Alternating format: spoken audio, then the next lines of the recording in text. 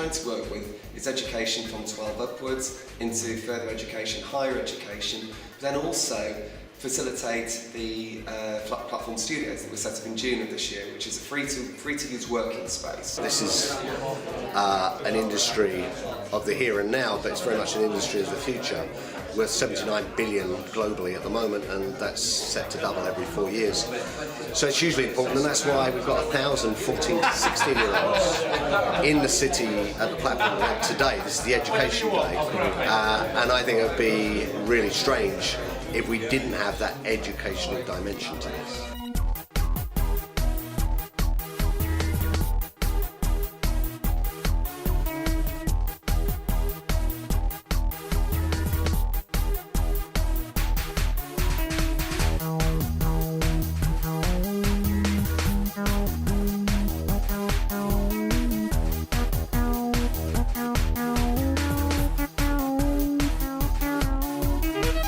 We used to be a world leader in the game software industry in this country. I think it's about time we start to do something to address that. This is the way in. Get the interest. Kids like to play games, get them interested in making their own games. We've got people who've not programmed before going, "Ooh, this is fun." If they come back, they'll make the future. With young emerging talent coming through the doors every day, I think it's really good to sort of be able to show them how there's a career, pathways into an industry, and I think the platform gives us as lecturers the opportunity to push that out there and let them see there's a future for them and, you know, somewhere to go.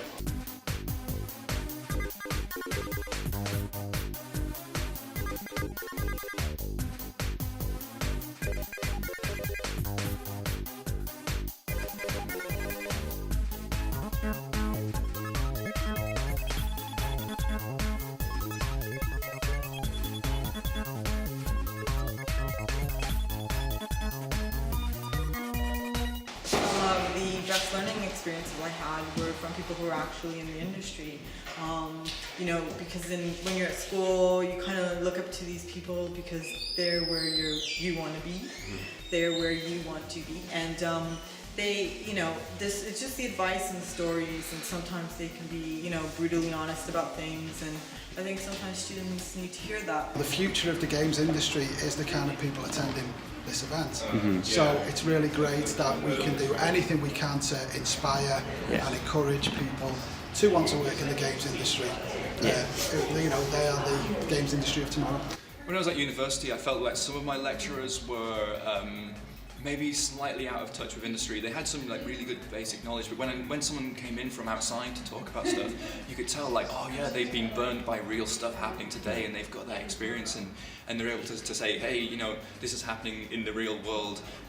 You've got to watch out for this, and this is the new stuff you need to be watching out for. So I think sort of being able to communicate with people who are in the industry today is absolutely brilliant. My advice to anyone who's looking at getting a job in the gaming industry or in the web industry is do an internship. So I did a 3-year course at university, but in between that I did a year at a company, and I learned more than any of university. I kind of learned not just the sort of technical stuff, but how to work in an office, you know, and how to get the most out of the time that I'm there. I came back to university after that, and I was more efficient at university just because I'd kind of been into the real world and saw how it worked. I mean, let's not forget that at the end of the day, this is part of the entertainment industry. It's exciting and it's fun and people love it. But I think also it is a great big showpiece to tell the whole of the country and the world that we're serious about this. Not only do we love it, but actually we love to get our people involved in it, and we really want them having the opportunity to set their own businesses up and careers in this.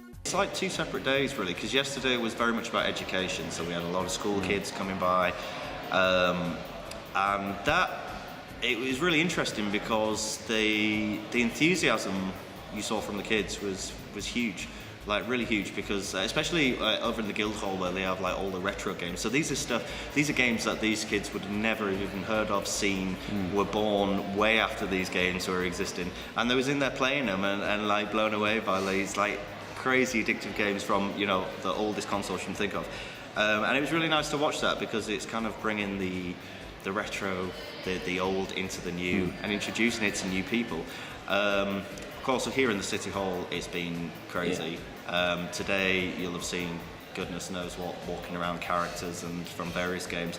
And the atmosphere is, it's exciting, I think. I think that's the word, OG, it's exciting. You know, people, the gaming industry has such a pull to it now.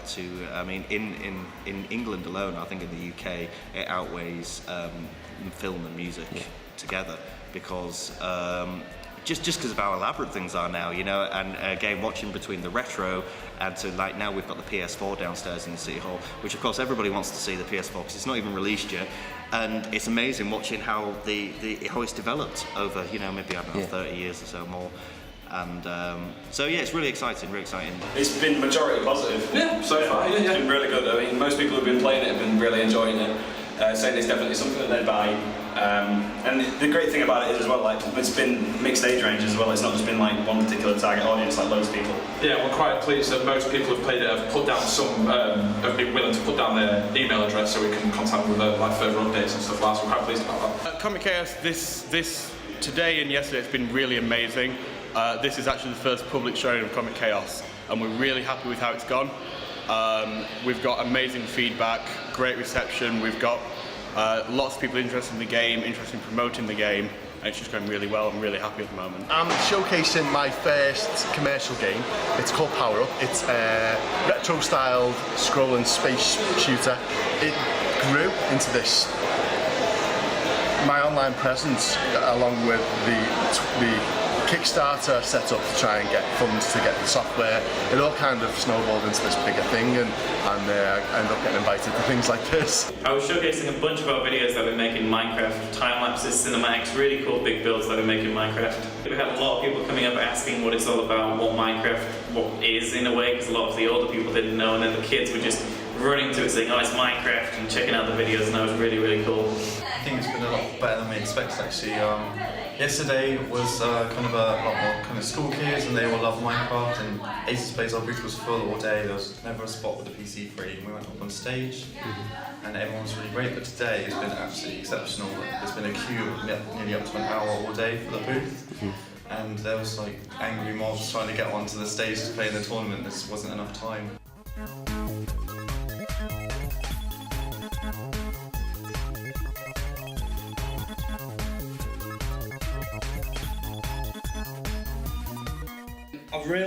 I really enjoyed it actually. Like, I was running a booth there with a couple of other people, like showing a game that we've been developing for the past couple of weeks. So I don't get much chance to go around and see all of the other like guest speakers in the other buildings and the workshops and stuff. Got to speak to a couple of like teachers from local schools, people from the university. So it was really good for like networking from like my perspective. This is our fourth event. So as I said, we started in 2010, Platform 2013 is the fourth one. Platform 2014 will be in November 2014.